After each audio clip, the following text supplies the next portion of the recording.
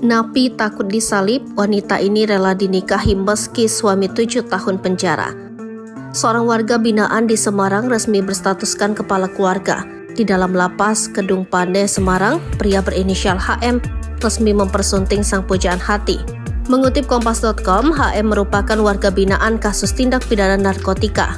Dirinya sudah berstatuskan narapidana dan divonis 7 tahun penjara.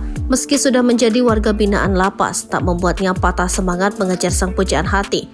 Ia kepingin cepat-cepat nikah lantaran sadar bakal lama mendekam di penjara. Ia cemas jika sang pujaan hati tak segera dipikat bisa ditikung pria lain.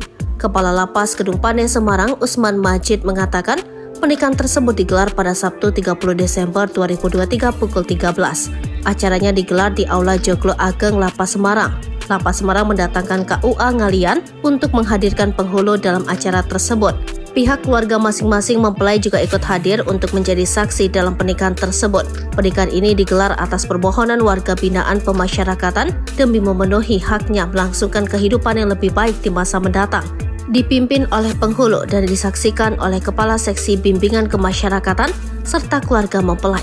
Warga binaan berinisial HM itu lancar mengucapkan ijabnya.